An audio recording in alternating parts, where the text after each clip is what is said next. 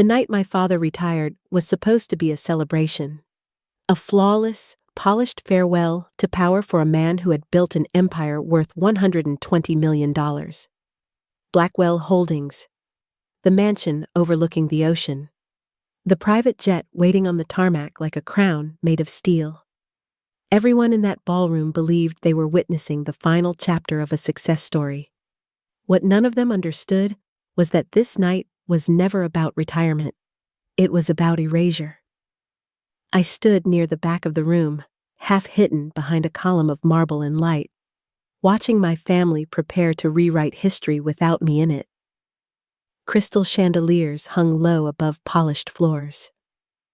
A string quartet played softly, their music floating through the air like something fragile and expensive. Servers moved between guests with champagne flutes and perfect smiles. My father, Calvin Blackwell, thrived in rooms like this. At 70 years old, his posture was still rigid, his presence commanding. Men lowered their voices when he passed. Women laughed a little too eagerly at his jokes. Power followed him the way heat follows fire. Before we go on, please subscribe and tell me in the comments where you're watching from. I really do read every comment. Across the room, my brother Malik stood at ease, dressed in a tailored suit that looked like it had been made specifically for moments like this. People gravitated toward him without thinking, drawn by confidence he had never needed to earn. He shook hands, smiled for cameras, accepted congratulations that had not yet been officially given. Everyone already knew. I was the daughter no one spoke to unless politeness demanded it. The quiet one. The inconvenient reminder that perfection had once failed. My father's gaze passed over me the way it passed over furniture. Not with anger, with dismissal. Growing up as a Blackwell meant understanding hierarchy before you understood love. Malik was the future. I was the afterthought. He was groomed, praised, showcased. I was tolerated. My mother, Renee, drifted through the crowd in a long silk gown, pearls resting against her collarbone. To strangers, she was elegance itself. To me, she was a woman who had learned survival through silence. When my father spoke harshly, she looked down. When my brother mocked, she pretended not to hear. That night was no different. As the room filled, people spoke openly about what was coming. Malik will take it further. Calvin raised him well. The legacy is secure. Their words washed over me like I wasn't sitting right there. I told myself not to hope.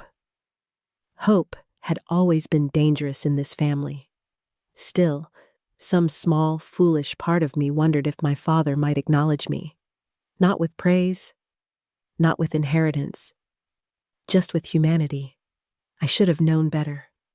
When Calvin finally lifted his glass and stepped toward the center of the ballroom, the music softened and conversations faded. Silence fell naturally, as if the room itself had been trained to obey him.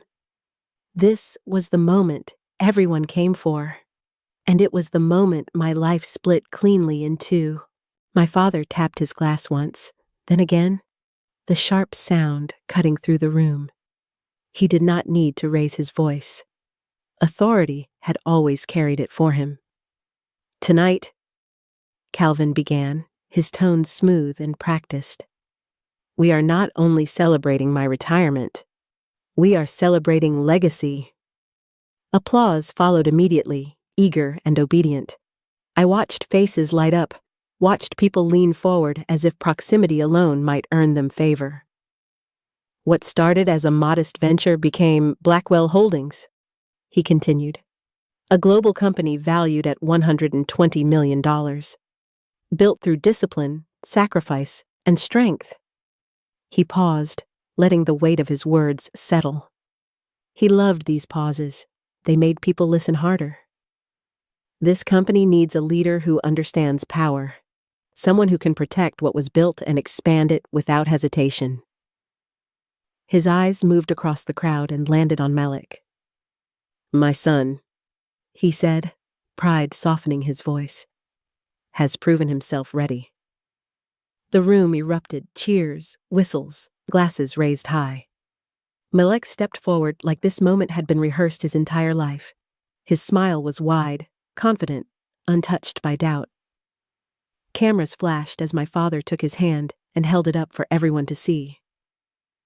The company, Calvin announced, is his. The mansion is his. The jet is his. Blackwell Holdings belongs to Malik Blackwell.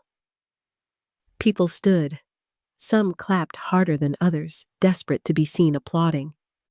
Malik nodded graciously, already acting like a king accepting tribute. I remained seated. None of it surprised me. And still, my chest burned. Father and son stood shoulder to shoulder, bathed in light, while I sat in shadow, watching my own family crown a future I was never meant to be part of. Then my father's gaze shifted. The warmth drained from his expression as if it had never existed. And as for my other child, he said slowly, deliberately, Nira. The room stilled. Glasses froze midair. I felt every eye turn toward me. You get nothing. The words landed heavy, final. You were never meant to be born, he continued, his voice sharpening. You were a mistake. I wish you had died right after you came into this world. For a moment, silence hung in the air. Then laughter. Uncomfortable at first, scattered, then louder.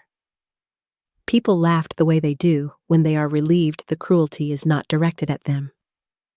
Someone even clapped, as if this were part of the speech. Malik laughed the loudest. I felt heat rush to my face. My ears rang. My body locked in place, years of conditioning tightening around my spine. I searched instinctively for my mother. Renee stared down into her wineglass, unmoving. I wanted to speak, to scream, to tell him that inheritance meant nothing compared to what he had just taken from me in front of everyone, but my voice would not come. I stood instead. The chair scraped loudly against the marble floor, drawing more attention, more whispers. Laughter followed me as I turned toward the exit. I had learned how to leave rooms quietly. I thought this would be one more. Every step toward the doors felt heavier than the last. The laughter behind me clung to my back like smoke, thick and suffocating. Someone said my name, not to stop me, but to mock the way I walked away. Don't be so sensitive, Malik called out, his voice carrying easily across the marble. Maybe Father will let you keep a room in the guest house. You can read your little books in peace. More laughter followed. I did not turn around. I focused on the doors ahead, on the cool night air waiting beyond them. All I wanted was distance, space, somewhere I could breathe without feeling like I was shrinking. Just as my fingers brushed the edge of the door, something slid into my hand. I flinched and looked down. An envelope, thick, sealed. I turned slightly and saw my Uncle Vernon standing beside me. My father's older brother, the family attorney, a man whose presence was always quiet but deliberate. His expression was unreadable, his eyes tired in a way that suggested he had carried weight for far too long.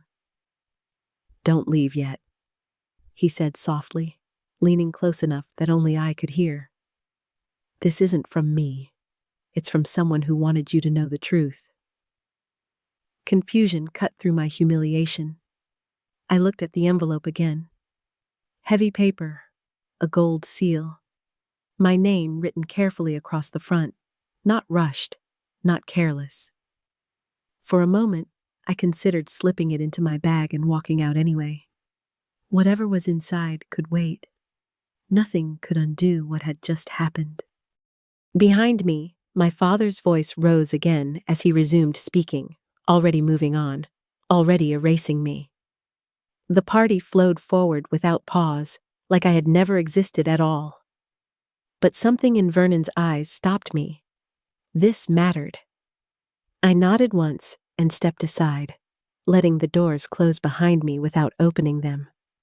The noise of the ballroom dulled, but did not disappear. I stood near the edge of the room, the envelope pressed against my palm, my pulse pounding. For years, I had endured cruelty by staying silent. I had learned that survival meant shrinking, yielding, waiting for storms to pass. Tonight was no different. Every instinct told me to leave, and yet, I turned the envelope over in my hands.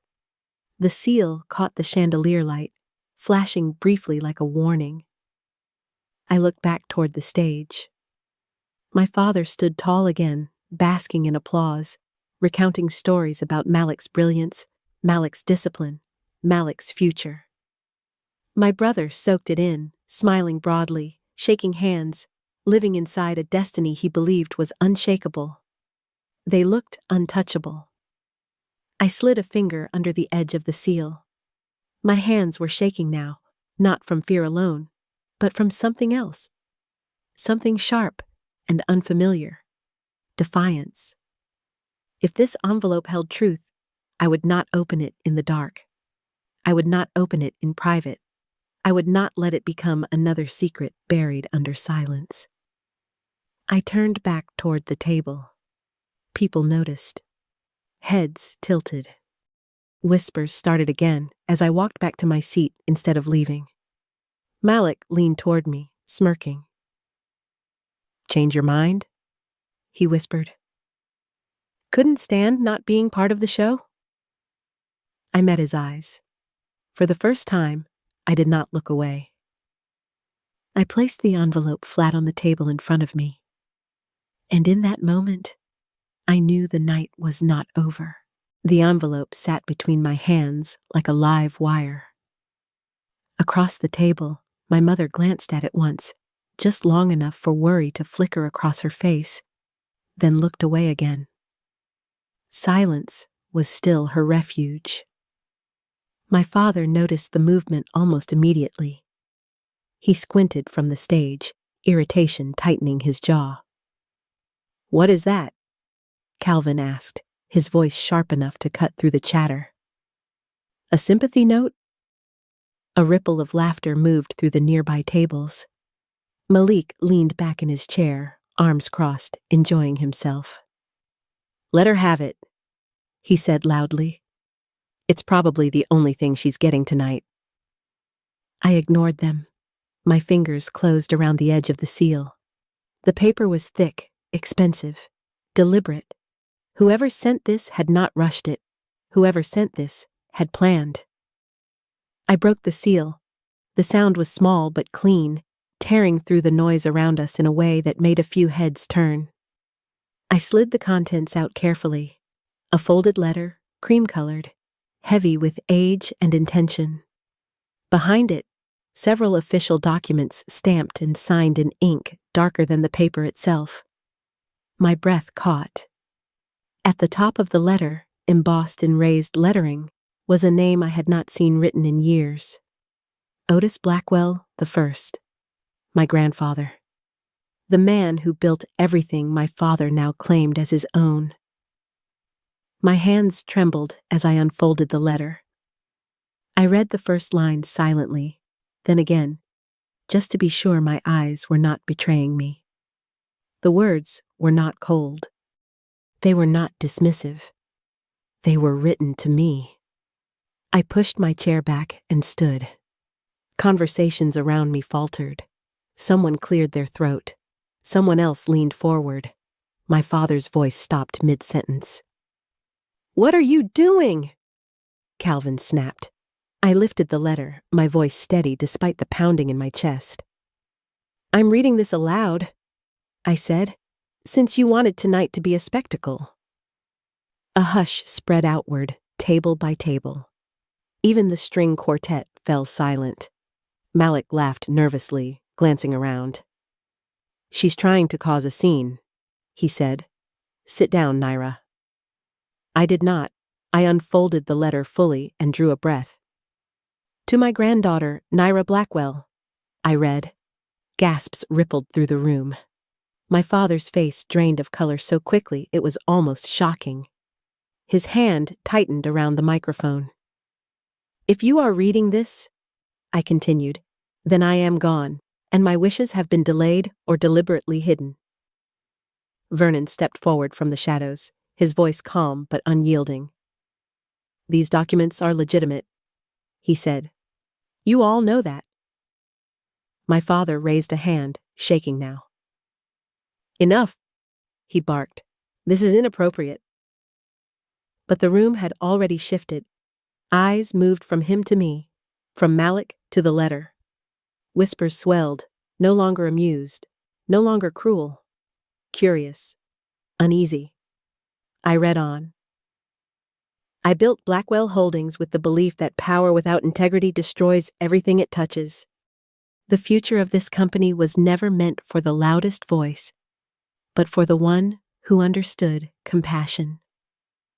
My voice did not waver. "That person," I read, "is you." The night fractured. The room erupted into murmurs that rolled like a sudden storm. Chairs shifted. People leaned toward one another, whispering behind raised hands. My father stepped forward, his composure cracking for the first time that night. "This is nonsense," Calvin said sharply. "Sit down, now." I didn't move. "This letter," I continued, lifting the papers behind it so they were visible to those closest to me, "is accompanied by legal documents. Documents transferring controlling shares of Blackwell Holdings to me." The words felt unreal even as I spoke them. My father's glass slipped from his hand and shattered against the marble floor. The sound echoed through the ballroom, sharp and final. Conversations stopped entirely. Malik lunged toward the table, his face flushed with rage. "That's a lie," he snapped. "This is some kind of stunt. Father, tell them." Calvin opened his mouth, then closed it again. Whatever certainty he had walked onto that stage with was gone. Vernon stepped fully into view now, holding a folder of his own. "These are notarized directives," he said calmly, his voice carrying authority without volume. "Witnessed and filed. Otis Blackwell I made his wishes clear. Upon Calvin Blackwell's retirement, controlling interest in Blackwell Holdings transfers to Naira Blackwell. Not Malik, not Calvin. Naira." Gasps swept the room again, louder this time. People stared openly now, no longer bothering to hide their reactions. Phones were lowered. Smiles vanished. "This is fraud!" Malik shouted. "I spent my entire life preparing for this company." I met his glare evenly. "Preparing to inherit something doesn't mean you deserve it," I said. "Grandfather knew exactly who you were." Malik's confidence shattered into desperation. "She's weak," he said, turning to the crowd. "She hides behind books and music. She doesn't belong in boardrooms." Vernon didn't even look at him. "The law doesn't care about opinions," he said. "Only intent, and this intent is undeniable." My father staggered back toward the podium, gripping its edge as though it were the only thing keeping him upright. The titan everyone feared looked suddenly small, cornered by truth he had buried for decades. I raised the letter again. "My grandfather wrote," I said, "Do not let cruelty define you, as it defined your father. This empire was meant to lift people, not crush them." The words settled over the room like judgment. Faces turned toward Calvin, not with admiration now, but with discomfort, with recognition, with doubt. "You cannot stop this," I said quietly, meeting my father's eyes. "You never had the final word." For the first time in my life, he had nothing left to say. The silence that followed felt heavier than any insult I had ever endured. My father's chest rose and fell unevenly as he stared at the papers in my hands. The man who once commanded governors and executives now looked as though the ground beneath him had shifted without warning. His authority, built on fear and volume, had nowhere left to stand. "This is my company," Calvin finally snapped, his voice cracking. "I built this with my blood, with my sacrifices. You think some old letter changes that?" "It changes everything," I said. Malik paced in tight circles, running his hands through his hair, his tailored composure unraveling thread by thread. "This can't be happening," he muttered. "Everyone here knows I'm the rightful heir." People did not nod. They watched, some with fascination, some with judgment, some with the quiet realization that the story they had believed was incomplete. Vernon spoke again, measured and precise. "Otis Blackwell the First anticipated resistance. That is why these documents were sealed and delayed. He knew truth would be inconvenient." My father laughed, a sharp, broken sound. "Truth?" he spat. "She never wanted this. She never understood what it takes." I stepped forward, the distance between us closing for the first time in my life. "You're right," I said calmly. "I didn't want power the way you did. I didn't believe fear was strength. That's why he chose me." The room seemed to exhale. Malik lunged again, but two of my father's associates caught his arms, holding him back. Their faces were pale, uncertain. They had already decided which side of history they did not want to stand on.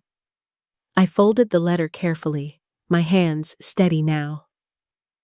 "For years," I said, my voice carrying across the ballroom, "I was told I was nothing.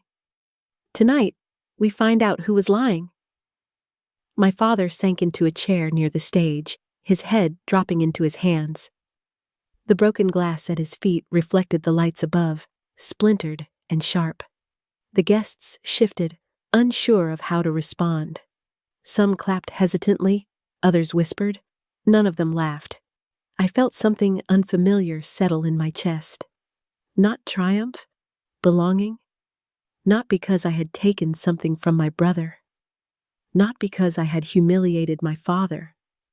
But because someone who mattered had seen me clearly, long before this night, and trusted me anyway. The room did not return to celebration. It couldn't.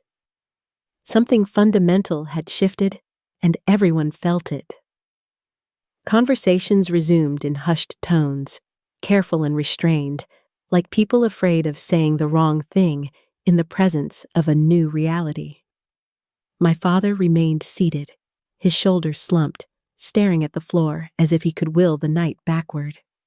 Malik was still being restrained, his anger simmering beneath the surface, eyes darting from face to face, realizing how quickly loyalty evaporates.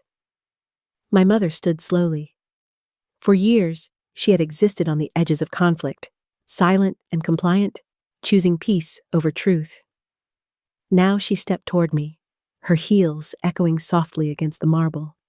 She took my hands in hers. "Your grandfather was right about you," Renee whispered, her voice trembling. "I should have said it sooner." The words were quiet, but they cut deeper than any applause. For the first time in years, I felt her choose me. Guests began to drift toward the exits in clusters, the glamour of the evening dissolving with every step. The same people who had laughed at my humiliation now avoided my eyes or approached with awkward smiles. "Congratulations," they said softly. "We had no idea." I accepted their words without letting them anchor themselves in me. Praise had always been fragile currency in this family. Vernon joined me near the stage, placing a steady hand on my shoulder. "It's time," he said. "What was hidden has been revealed." I nodded, though the weight of what lay ahead pressed heavily against my spine. Taking control of Blackwell Holdings would not be simple. There would be resistance, doubt, people waiting for me to fail. But I also knew one thing with certainty. I would not lead the way my father had. The empire would not be built on fear. It would be built on integrity. I looked once more at the letter in my hand, rereading my grandfather's words in silence. They were not about wealth. They were about responsibility. He had not chosen me because I was powerful. He had chosen me because I cared. And in that understanding, I felt something settle inside me that my father had spent a lifetime trying to strip away. Worth. As the ballroom continued to empty, the echoes of what had happened lingered in the air. Glasses were left half full on tables. Conversations cut short. Laughter completely gone. The night that had begun as a carefully choreographed celebration now felt like the aftermath of a quiet disaster. My father did not look up as people passed him. The man who had once thrived on attention now avoided it, shrinking beneath the weight of eyes that no longer admired him. Power had abandoned him faster than I ever imagined it could. Malik finally tore free from the hands restraining him and stormed toward the exit, his footsteps heavy and furious. "This isn't over," he shouted back, his voice cracking with rage and disbelief. No one stopped him. No one followed. For the first time, he was alone. I stood near the stage, the letter still folded carefully in my hands. I felt strangely calm, as if the storm had passed through me and left clarity behind.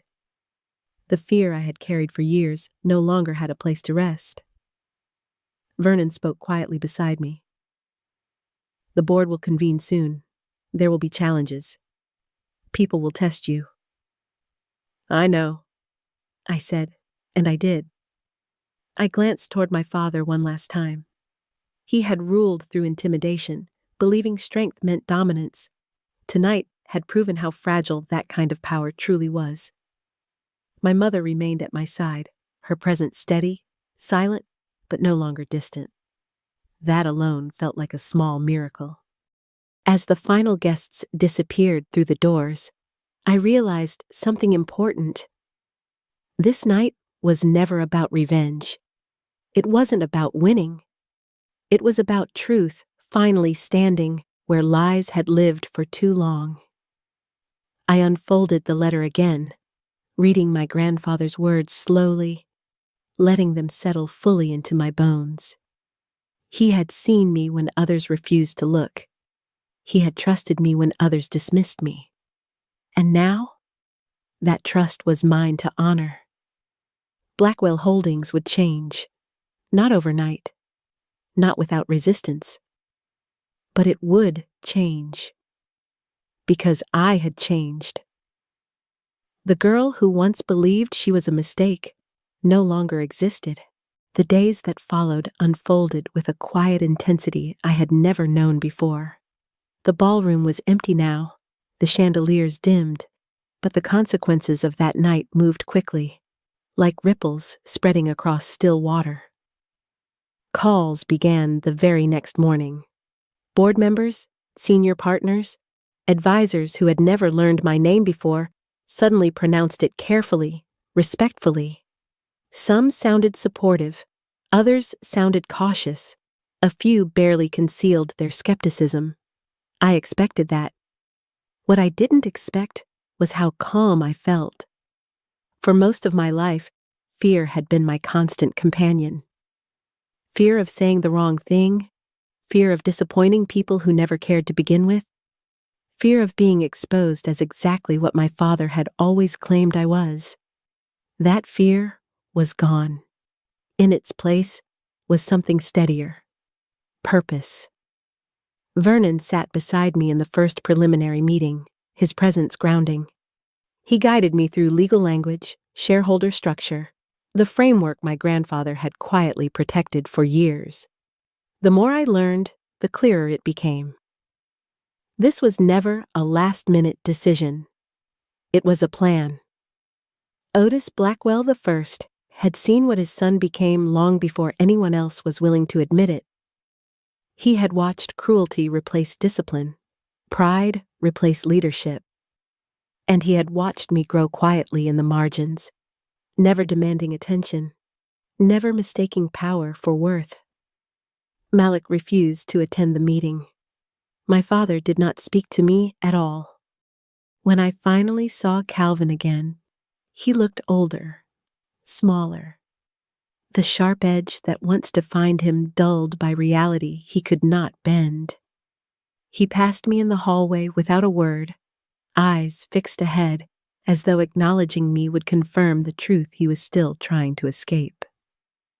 I did not chase him. Some things cannot be repaired by confrontation. That evening, I sat alone in my apartment, the city lights stretching endlessly beyond the windows.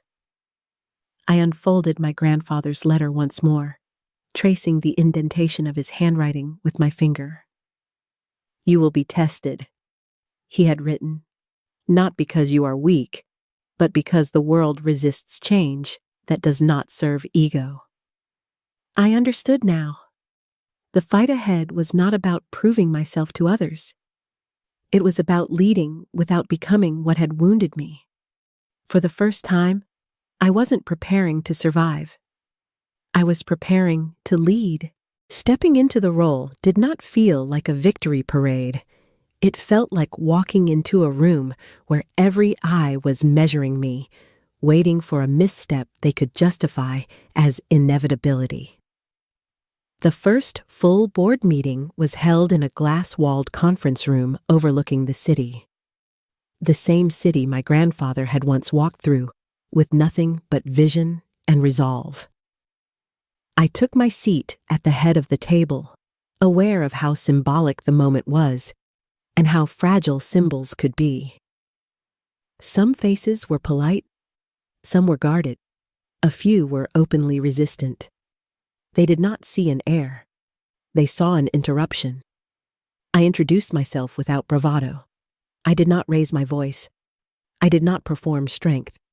I spoke clearly about continuity, responsibility, and the values my grandfather had written about long before this meeting ever existed. A man across the table finally leaned back and folded his arms. "With respect," he said, "this company was built on decisiveness, on control." "Yes," I replied, "and it was nearly destroyed by it." The room stilled. I continued anyway. "Fear creates compliance, not loyalty. We will not grow by intimidating the people who keep this company alive. We will grow by earning their trust." Some nodded. Others did not. That was fine. Leadership, I was learning, did not require unanimous approval. It required clarity. Outside the boardroom, the world shifted more slowly. Headlines speculated, rumors spread. Friends I hadn't heard from in years suddenly reached out. People wanted proximity to power, even when they didn't understand it. My father retreated completely. He stopped attending functions, stopped answering calls. The man who once demanded attention now lived in its absence. I did not feel satisfaction in that, only distance. Malik resurfaced briefly, sending messages filled with anger and disbelief. He accused me of betrayal, of theft, of rewriting history. I didn't respond.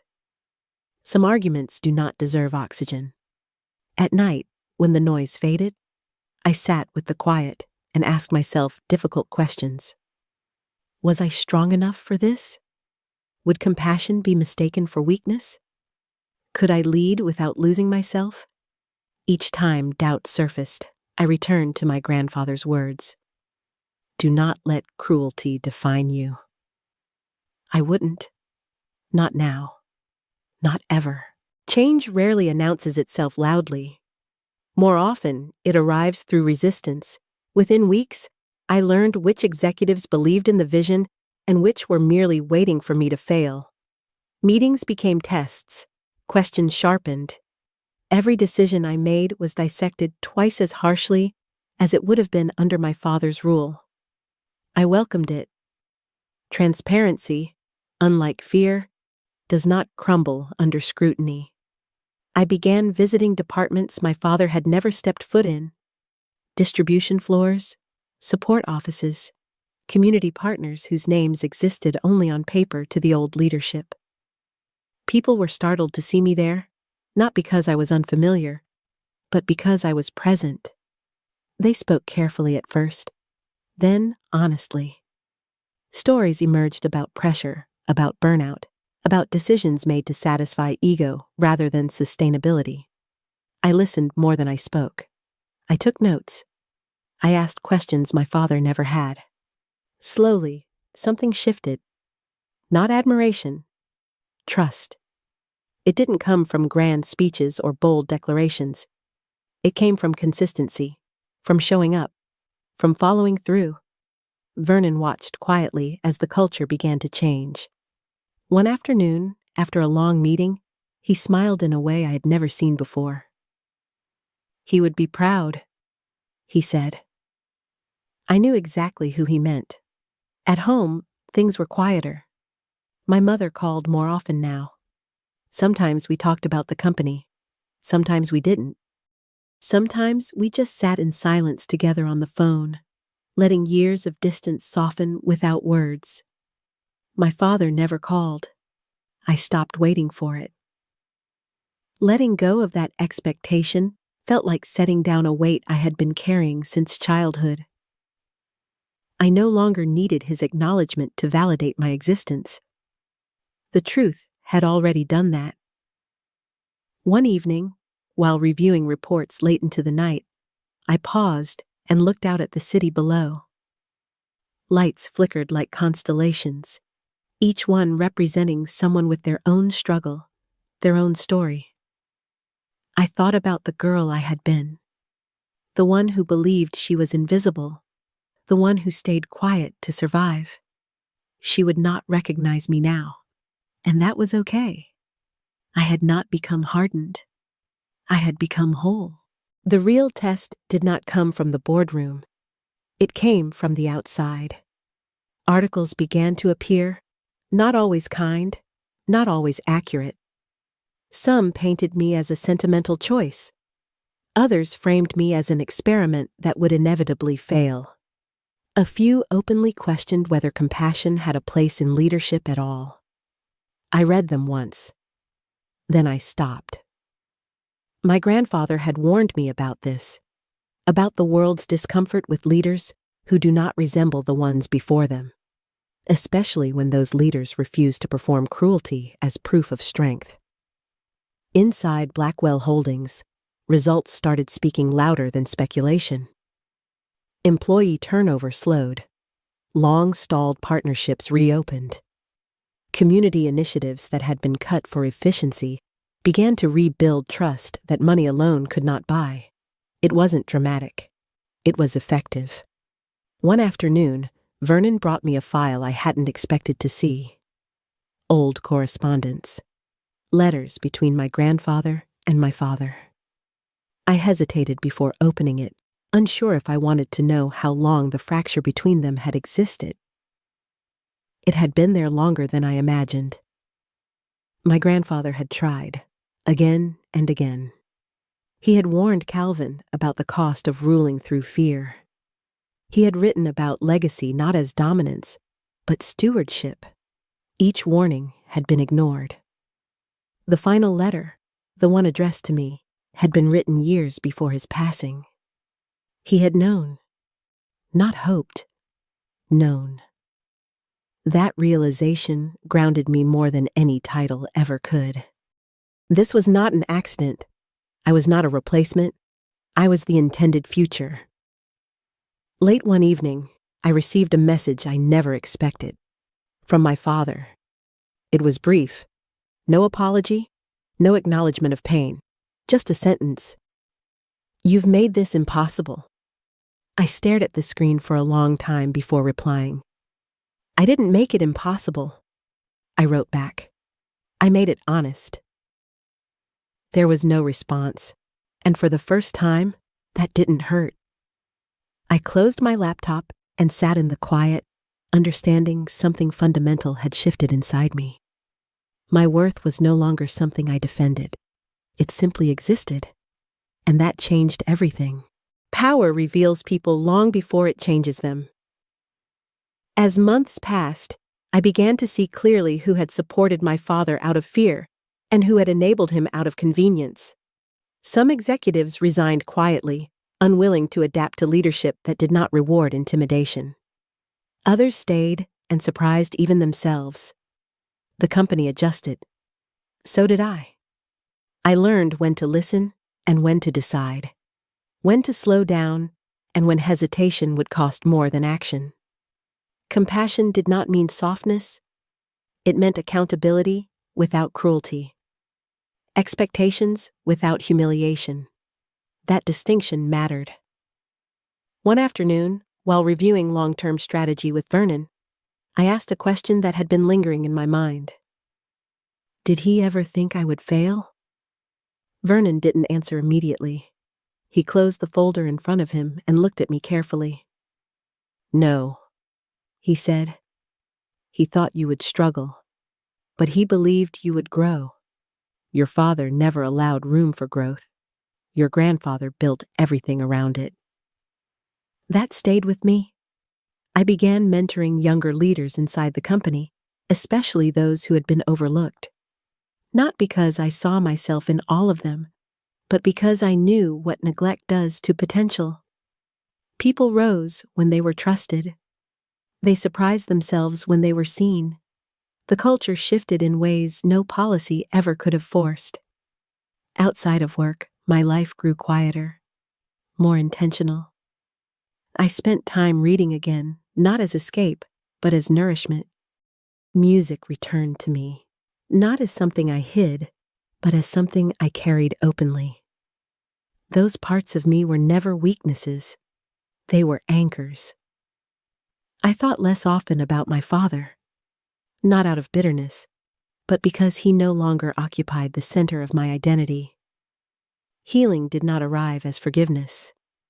It arrived as indifference. One evening, while walking through a community center now supported by Blackwell Holdings again, a woman stopped me. She thanked me, not for the funding, but for listening when no one else had. I drove home in silence afterward, understanding something deeply. Legacy is not what you control. It is what continues when you are no longer in the room. My grandfather had known that. Now, I lived it. The longer I lived inside this new reality, the more clearly I understood something that once felt impossible. This story was never about inheritance. It was about identity. For most of my life, I had existed in reaction to my father's voice. Even in silence, it shaped the way I saw myself. Every decision, every doubt, every moment of restraint traced back to a single belief, planted early and reinforced often, that I was a mistake who should be grateful for survival. That belief did more damage than any public humiliation. Letting it go was not dramatic. It did not happen in a single moment. It happened quietly, in ordinary days, where no one questioned my presence, where my value was measured by action rather than bloodline approval. One evening, I returned to the old mansion for the first time since the retirement party. Not for nostalgia, for closure. The halls felt larger than I remembered, colder. Power had once filled these rooms, but now it felt hollow, like an echo without a source. My father was gone. He had moved elsewhere, unwilling to remain where authority no longer bent to his will. I stood in the study where my grandfather once worked, running my fingers along the desk where he had written the letter that changed everything. I imagined him there, patient, observant, choosing the future quietly, while chaos paraded itself loudly elsewhere. I finally understood the depth of his courage. He did not confront my father with force. He trusted truth to outlast him. As I left the mansion, I didn't feel anger. I didn't feel triumph. I felt finished. The chapter that began with rejection had finally closed. Outside, the night air was cool and steady. I breathed deeply, knowing something with certainty. I no longer belonged to the past that tried to erase me. I belonged to the future I was building. I tell this story now, not as a victory speech and not as a warning, but as a reminder. For years, I believed the loudest voice in my life was the one that defined me. My father's words followed me everywhere, shaping how small I made myself, how carefully I moved through the world. I thought survival meant endurance, silence, acceptance. I was wrong. The truth was never about proving him wrong. It was about discovering that he was never the authority on my worth to begin with. When my grandfather entrusted me with his legacy, he did more than pass down a company valued at $120 million. He returned something I had lost long before that night in the ballroom. Belonging. Not to a family name, not to power, but to myself. Leadership did not erase my scars. It taught me how to stand with them, to lead without repeating harm, to build without fear, to choose integrity even when cruelty would have been easier. And if you are listening to this, carrying words that made you feel invisible, unwanted, or misplaced, I want you to hear this clearly. No one who benefits from your silence gets to define your value. Your worth exists long before anyone acknowledges it, and it remains long after they try to deny it. If you listened all the way to the end, thank you. It truly means more to me than you know. Before we wrap up, go ahead and like this video and share it if the story blessed you. I didn't step into my future because I was louder. I stepped into it because the truth finally had space to speak, and when it did, everything changed. For another story that fits your mood, click the video on the left. To hear the latest one, choose the video on the right. I sat quietly at the far end of the long mahogany table, my fingers loosely wrapped around a crystal wine glass. The soft clink of silverware and laughter echoed around the lavish dining hall, but to me, it all sounded like a dull hum, just background noise to a show I knew all too well. Nathan, my husband, raised his glass high, his voice booming over the chatter. "Well, here's to another month of... What should we call it, sweetheart? Creative unemployment?" he said with a smirk, locking eyes with me across the table. His friends, senior executives, dressed to perfection in tailored suits, burst into laughter, some nearly choking on their expensive scotch. Nathan leaned back in his chair, satisfied with his punchline. "Maybe you should apply as a receptionist somewhere, Isabella. A little desk job would suit you nicely." The men howled again, their mockery slicing through the room like cold steel. I lowered my eyes, hiding the flicker of a smile that tugged at my lips. Let them laugh. Let them think they held all the cards. They had no idea. My name is Isabella Hayes. To the world, I'm a woman living in the shadow of my powerful husband. A woman who, on the surface, appears to have no career, no purpose, no worth of her own. But what none of them realize is that I'm the founder and CEO of Hayes Technologies, the very company these men brag about running, the empire they think they built. Tonight, they see me as weak, insignificant, but tomorrow I'll remind them exactly who I am, and their world will never be the same. People always said marriage was a partnership. I believed that too. Once. When I met Nathan, he seemed like everything a woman could hope for. Smart, ambitious, charming in a way that felt effortless. I was captivated, and I let myself fall fast. But what Nathan didn't know, and what I never revealed, was that I was already building something of my own. Hayes Technologies was in its infancy back then, just a fledgling idea fueled by sleepless nights and endless grit. But I wanted to see who Nathan really was, without the weight of my success hanging between us. So I made a decision that would change everything. I hid my true identity. I told Nathan I was a freelance financial consultant, struggling to find steady footing. I rented a modest apartment, drove an aging sedan, and lived a life far smaller than the one I had already earned. He never questioned it, not at first. In those early years, he was kind and supportive, always encouraging me to keep trying and never give up. It felt genuine. We got married. We built a life together. But something shifted. As time passed and I continued to play my role, Nathan's patience thinned. He began to see me not as a partner, but as a burden. His words turned sharp, his glances dismissive. He made subtle digs in private, then bolder ones in public. What once was quiet support became loud humiliation.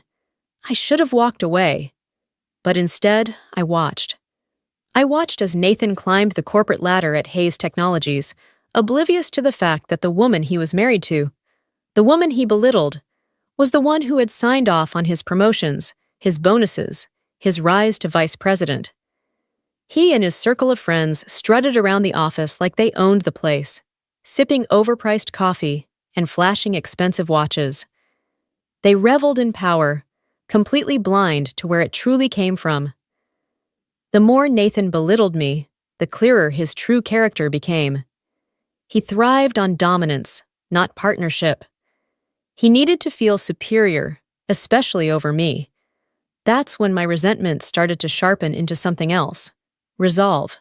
I began to collect small details. Offhand comments Nathan made at home about shady deals, whispered conversations he had late at night on the phone. I didn't confront him, not yet. Instead, I listened, recorded, and took mental notes. His arrogance made him careless, and his carelessness was my greatest weapon. Outwardly, I remained the same quiet, unemployed wife. But inside, I was building my case, brick by brick. And I wasn't alone. I began assembling a private team, investigators, analysts, cybersecurity experts, people I trusted to help me uncover every lie, every betrayal happening under my company's roof. The deeper we dug, the worse it got. Corruption, embezzlement, backdoor deals with competitors. Nathan and his friends weren't just morally bankrupt. They were a cancer eating away at everything I had built. But I wasn't ready to act. Not yet.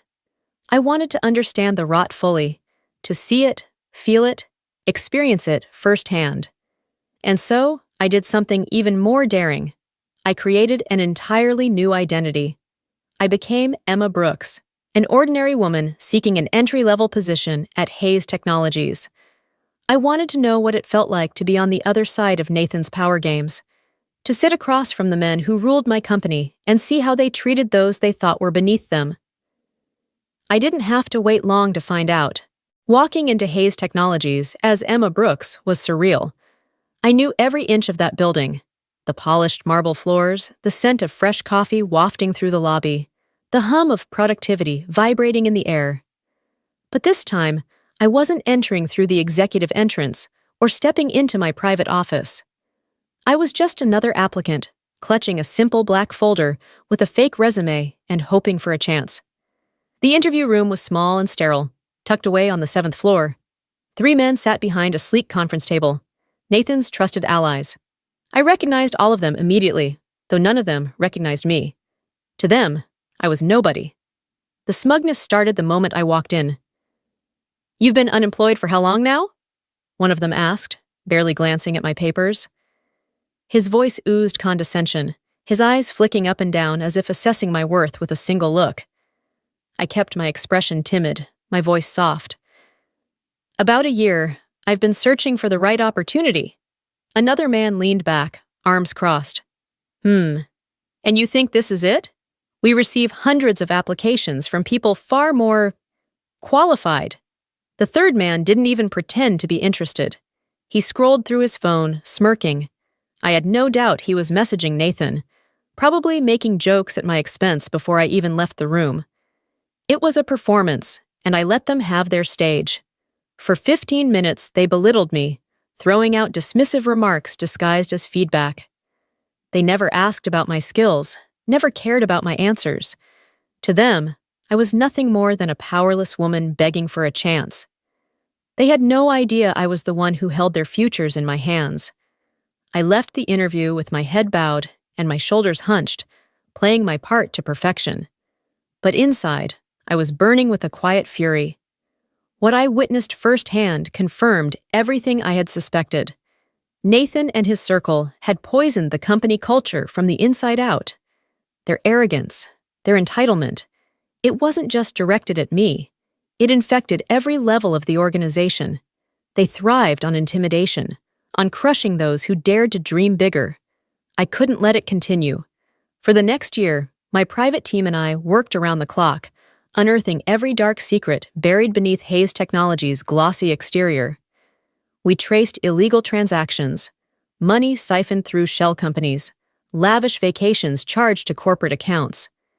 We intercepted emails, deals made with rival firms, confidential data leaked for personal gain.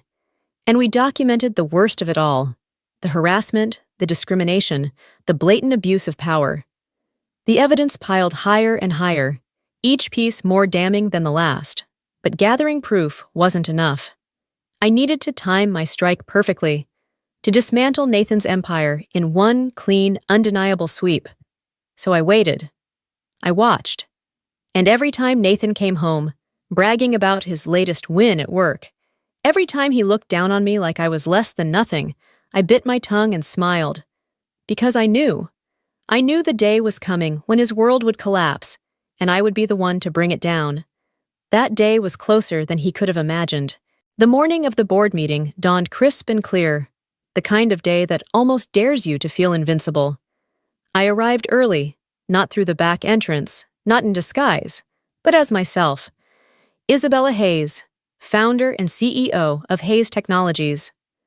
For the first time in years, I let my presence fill the lobby, walking with my head high as employees scurried past, nodding politely without realizing who I really was. But soon, they would know. They all would. The boardroom was a cathedral of glass and steel, its walls lined with panoramic windows that framed the city skyline. At the center of it all was the long oak table where the company's fate had been decided time and time again, often without my voice in the room. But today, I was taking my seat at the head of the table. One by one, the executives filtered in, shuffling papers, making small talk, oblivious to what was coming. Nathan and his inner circle arrived last, laughing among themselves as if it were just another routine meeting. Nathan's eyes skimmed the room and then froze when he saw me. His smile faltered. He blinked, confused, as if trying to process why his unemployed wife was sitting where no one expected her to be. His voice wavered when he finally spoke. "Isabella? What are you doing here?" I smiled, calm and steady. "Sit down, Nathan. You're going to want to hear this." The room went quiet. Nathan glanced around, seeking clarity from his colleagues, but they were just as bewildered. Slowly, he and the others took their seats, shifting uncomfortably as tension thickened the air. I placed my hand on the thick folder in front of me, my voice razor sharp. "Before we begin, I'd like to formally reintroduce myself. My name is Isabella Hayes, founder and CEO of Hayes Technologies." Gasps rippled across the room. Shock twisted Nathan's face into something almost unrecognizable. Fear, disbelief, rage all tangled together. The color drained from his cheeks. "No," he muttered, shaking his head. This has to be some kind of joke." "It's no joke," I replied, clicking a remote in my hand. The massive screen behind me flickered to life, and one by one, documents, emails, photos, and video recordings flashed across the display. Irrefutable proof of every corrupt deal, every stolen dollar, every violation of trust. The room sat frozen, eyes wide, jaws clenched, as their sins were laid bare for all to see. "For the past 2 years," I said evenly, "I've been gathering evidence of your misconduct. Every illegal transaction, every backdoor deal, every moment of harassment and abuse. You thought you were untouchable, but the only reason you got away with it for so long was because I allowed it." Nathan lurched forward, his fists clenched on the table. "You can't do this! I'm the vice president! I built this company!" "You built nothing," I cut him off, my tone ice cold. "I built this company. I hired you. I gave you everything. And now, I'm taking it all back." I reached for the stack of termination papers beside me, signing each one with deliberate precision. Then I slid them across the table toward Nathan and his cronies. Effective immediately, you are all terminated. Silence. For a heartbeat, no one moved. Then Nathan shot up, his face burning with fury and humiliation. You think you can just erase me? This is my company, too. Security guards appeared at the door, stepping inside quietly but firmly. I leaned back in my chair, my gaze locked onto Nathan's.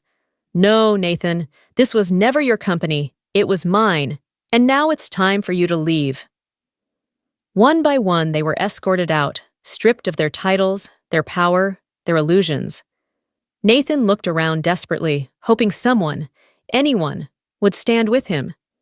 But his allies had already turned away, their eyes downcast, their loyalties crumbling. I didn't bother watching them go. Instead, I sat still for a moment, breathing in the silence that followed their exit, a silence that felt cleaner, lighter, freer. Today, justice had been served, but my work was only beginning.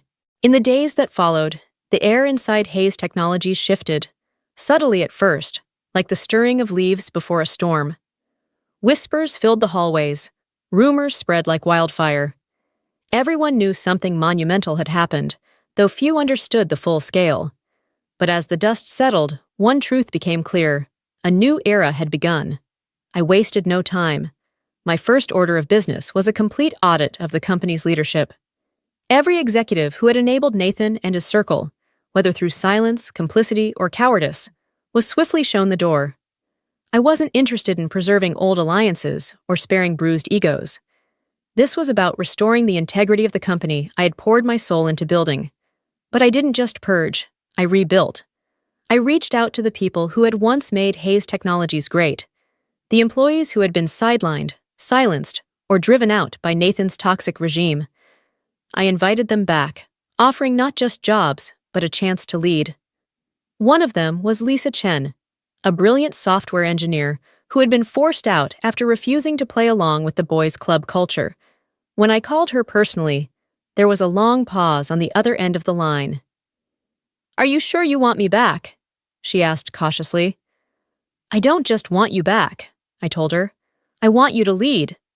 Seeing Lisa walk through the front doors again, head held high, was one of the most satisfying moments of my career. And she wasn't alone. Dozens of former employees returned, their eyes filled with cautious hope and quiet determination. I overhauled the company's policies, implementing zero-tolerance rules for harassment, introducing an anonymous reporting system, and launching mentorship programs designed to nurture young talent, especially women and minorities who had been overlooked for far too long. We also established regular town hall meetings where every employee's voice could be heard, no matter their title or seniority. Training sessions focused not just on productivity, but on ethics, empathy, and true leadership. Slowly but surely, the culture of fear and intimidation that had poisoned us from within began to fade. The transformation was immediate. For the first time in years, smiles returned to people's faces.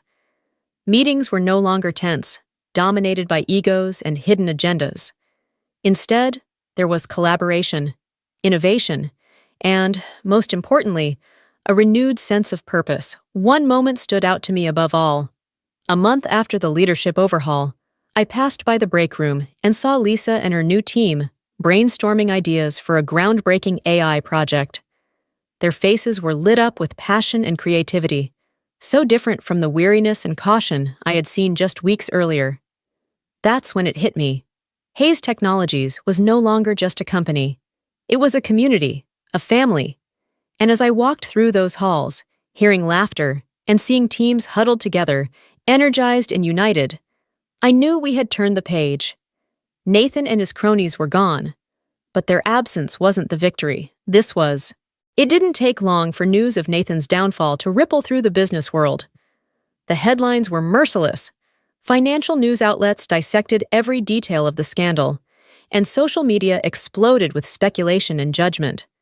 Nathan Hayes, once the golden boy of Hayes Technologies, had been publicly stripped of everything: his title, his reputation, his influence. Within a week, 3 of his closest allies filed for bankruptcy. Rumor had it their wives filed for divorce soon after. Nathan, who once commanded boardrooms and reveled in power, now found himself working as a sales associate at a small electronics store in the suburbs. Gone were the tailored suits and Rolex watches. In their place, a cheap polo shirt and a name tag pinned to his chest. I heard from an old friend who happened to walk into the store one day. She told me Nathan looked like a shadow of his former self. Thinner, eyes hollow, shoulders slumped. He barely made eye contact as he rang up customers, a man who once thought himself invincible, now reduced to a quiet, broken figure. People asked me if I felt satisfied, if seeing Nathan fall so far brought me the closure I had been craving. The truth? It didn't matter. I didn't rebuild Hayes Technologies for revenge. I did it to restore something far more important: justice, fairness, and hope for the people who deserved better. Yes, exposing Nathan and his circle had been necessary. But the real victory wasn't their downfall. It was everything that came after. 6 months later, I stood by my office window, looking out at the city lights that stretched endlessly toward the horizon. The building around me buzzed with life, teams collaborating late into the night, projects taking shape that would define the company's future. We had just signed a landmark deal with a leading European software firm, expanding our reach further than ever before. Our AI research team, led by Lisa, had developed a groundbreaking platform that was already drawing attention across the industry. The transformation was undeniable, financially, ethically, and culturally. But what stayed with me the most was simpler than any headline or stock report. It was the way employees now walked the halls, with their heads high, their eyes bright, their voices heard. Hayes Technologies had become more than a business again. It was a symbol, a reminder that no matter how deep corruption runs, there is always a way to fight back, to rebuild, to rise stronger. Sometimes, late at night, when the office quieted and I was alone with my thoughts, I would think back to the woman I had been when this all started. The one who sat at that dinner table, swallowing humiliation with a glass of wine, pretending to be small so others could feel big. I would remember the sting of Nathan's words, the dismissive looks, the laughter that haunted me long after the parties were over. But now, those memories felt distant, almost like watching a movie of someone else's life. Because the truth is, I had outgrown that version of myself. I had learned that true power isn't about crushing others or seeking vengeance. It's about lifting people up, creating something that lasts, and refusing to let anyone diminish your worth. I had turned my pain into purpose, and in doing so, I had not only reclaimed my company, I had reclaimed myself. As I stepped away from the window and joined my executive team in the boardroom to map out our next ambitious move, I realized something else. This was never just about me or Nathan.